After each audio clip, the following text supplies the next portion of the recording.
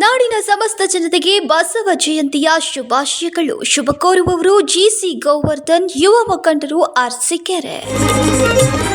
ಬಿಹಾರದಲ್ಲಿ ಅಧಿಕಾರ ಬದಲಾವಣೆಯ ನಂತರ ಮಹಿಳಾ ಸಬಲೀಕರಣದ ದಿಕ್ಕಿನಲ್ಲಿ ಹೊಸ ಸರ್ಕಾರ ಗಮನಾರ್ಹ ಹೆಜ್ಜೆ ಇಟ್ಟಿದೆ.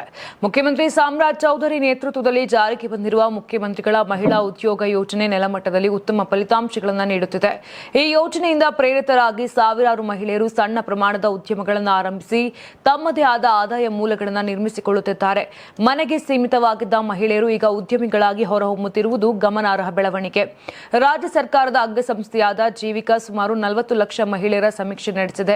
ಯೋಜನೆ ಅಡಿಯಲ್ಲಿ ಪ್ರತಿ ಮಹಿಳೆಗೆ ಆರಂಭಿಕ ನೆರವಾಗಿ 10,000 ರೂಪಾಯಿ ನೀಡಲಾಗಿದ್ದು, ಆ ಮೊತ್ತವನ್ನು ಏಕೆ ಬಳಸಲಾಗಿದೆ ಎಂಬುದರ ಬಗ್ಗೆ ವಿಶ್ಲೇಷಣೆ ನಡೆಸಲಾಗಿದೆ. ಪ್ರಾಥಮಿಕ ವರದಿ ಪ್ರಕಾರ ಸುಮಾರು 70% ಮಹಿಳೆಯರು ಈ ಹಣವನ್ನು ಬಳಸಿ ಸ್ವಂತ ಉದ್ಯಮ ಆರಂಭಿಸಿದ್ದಾರೆ.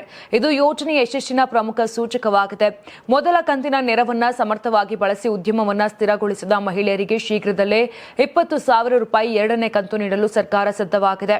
ಈ ಯೋಜನೆ ಹಂತ ಹಂತವಾಗಿ ನೆರವು ನೀಡುವ ರೀತಿಯಲ್ಲಿ ರೂಪಿಸಲಾಗಿದೆ.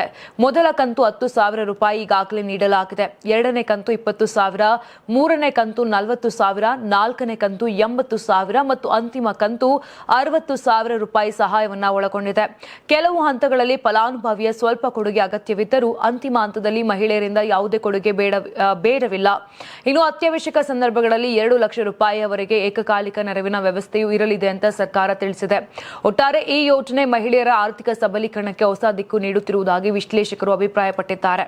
ನೀವು ಸಣ್ಣ ಆಗ್ಬೇಕಲ್ವಾ? ಅದು ಒಂದು ಉತ್ತಮ ಆಹಾರದಿಂದ ಸಣ್ಣ ಆಗ್ಬೇಕಲ್ವಾ? ಪ್ರತಿದಿನ ನಮ್ಮ ಜೀನಿ ಸ್ಲಿಮ್ ನ ಯೂಸ್ ಮಾಡಿ ಯಾವುದೇ ಸೈಡ್ ಎಫೆಕ್ಟ್ ಇಲ್ದಂಗೆ ನೀವು ಸಣ್ಣ ಆಗ್ತೀರಾ.